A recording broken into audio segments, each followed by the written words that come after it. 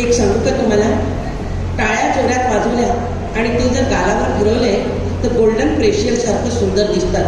म्हणून एकदा टाळ्या वाजवून प्रॅक्टिकल करून द्या.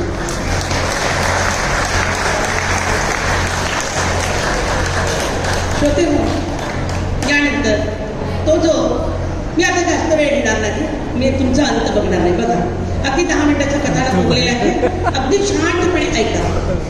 तर या ठिकाणी हा समाधी वैशिष्ट्य होता.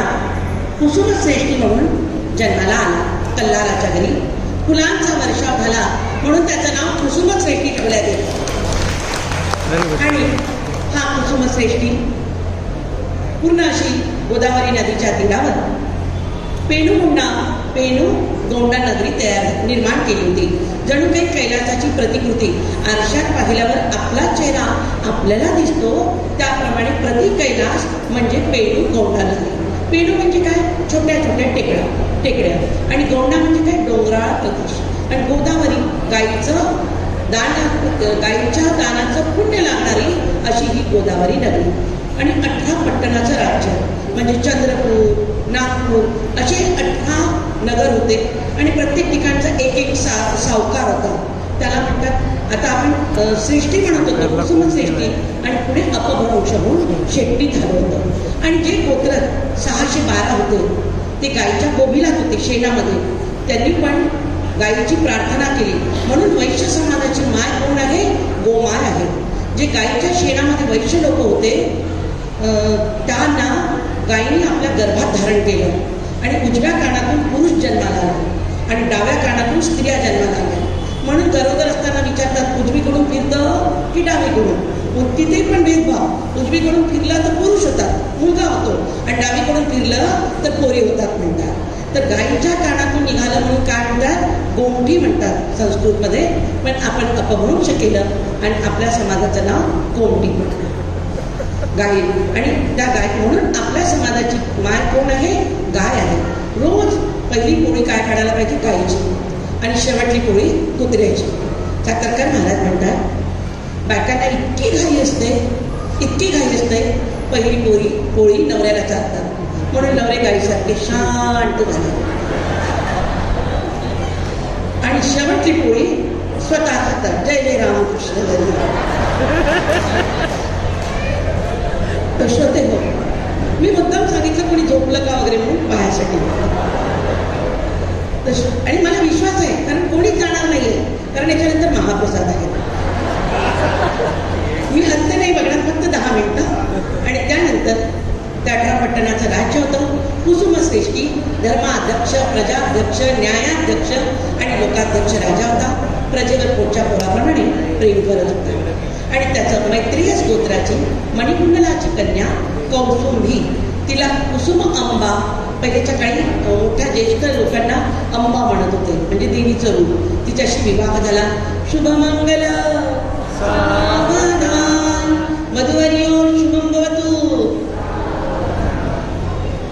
तर श्रोते हो, मोठ्या थाटामाटामध्ये लग्न झालं आणि ऋतुचक्राचं जोडपं भावविभोर होऊन समोर जाऊ लागलं. सगळंच कसं आनंदमय होत होतं. आणि त्यावेळेला जनार्दन स्वामी म्हणून महादेवाने जन्म घेतला. विंध्यवासिनी म्हणून कोणकमला देवीने विंध्यवासिनी म्हणून पार्वतीने जन्म घेतला. कोणकमला देवी म्हणून लक्ष्मीनी, आणि जनार्दन म्हणून विष्णूनी, आणि नगरेश्वर म्हणून महादेवाने जन्म घेतला. आणि ब्रह्मा म्हणजे साक्षात भास्कराचार्य. आणि कोण होते यांचे गुरु? कुसुमश्रेष्ठीचे भास्कराचार्य. जिथे कुठे संसार चांगला असतं, नियतीच्या मनात वेगळंच असतं. कालबोट लागलं, यांना परिमाण नव्हतं. कौसुंबी देवीची मोठी भक्त होती. रोज गुलबाक्षी फुलांच्या, कमळांच्या माळा करून देवीला अर्पण करत होती. भास्कराचार्यांना बोलवलं आणि तेव्हा ते म्हणतात की आम्हाला परिमाण नाही. तेव्हा त्यांनी सांगितलं, दशरथ महाराजांनी जसा पुत्रकामेष्टी यज्ञ केला तसाच तुम्ही यज्ञ करा तुम्हाला. आणि ध्यान केलं त्यांनी. त्यांना दिसलं की साक्षात महादेवाची जगन्माता पार्वती. कोणीही बोलू नका. अगदी 10 मिनिटाचं कथानक आहे आणि कन्यका देवीचा जन्म आहे. थोडं माझ्याकडे पहा, नंतर कुठेही पहा वाटल्यास कथा झाल्या. तर श्रोते हो, त्या ठिकाणी पुत्रकामेष्टी यज्ञ करायचं ठरवलं. ऋषी मुनी, साधू संत, यती याती, ब्राह्मण आणि वेद उपनिषद जाणणारे वेदात पारंगत असणारे काही महर्षी त्या ठिकाणी आले. सगळे गोलाकार बसलेले होते आणि त्या ठिकाणी एका मागून एक आहुती पडत होती. सामवेदाचं आधी गायन झालं. गायन करताना साक्षात नगरेश महादेव त्या ठिकाणी आले आणि तांडव करू लागलेले होते. भगवान विष्णू आले त्या ठिकाणी आणि आता आहुती गात होत्या. ओम अग्नेय स्वाहा इदम अग्नेय इदम न मम. साक्षात अग्नी नारायण त्या ठिकाणी प्रकट झाले आणि ते म्हणतात, हे पाल सदान तुझ्या यज्ञी मी प्रकट झालो, हा माझा सन्मान. नृपा तुझ्यावर प्रसन्न झाले श्री विष्णू भगवान. तो गाईच्या दुधात तांदूळ शिजवतात, त्याला पायसम म्हणतात. कौसुमीने ग्रहण केला. जसा तिने पायसम खाल्ला, देवीच्या भावभक्तीच्या इंद्रधनुषी रंगात कौसुंबी नाहून निघाली आणि तिचा देह जर उंच उंच उडायला लागला. डोंगरावर जाऊन ध्यान जप तप करू लागले. शुक्ल पक्षातल्या चंद्राप्रमाणे तिचा गर्भ वाढू लागलेला होता. कधी माहूरला जाऊन गोंधळ करायची, मागायची. कधी कोल्हापूरला राहून जगदंब जगदंब म्हणायची. कधी तुळजापूरला जाऊन शयन करायची आणि सप्तशृंग डोंगरावर जाऊन डोलायची.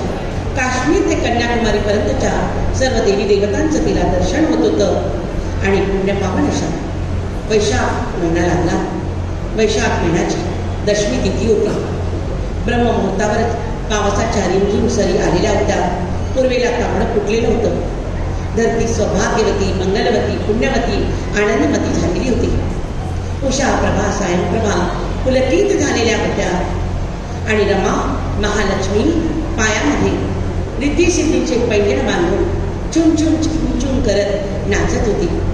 बरोबर ब्रह्ममुहूर्तावर गुलबाक्षी किरणांनी सगळं अंगण उजळून निघालेलं होतं.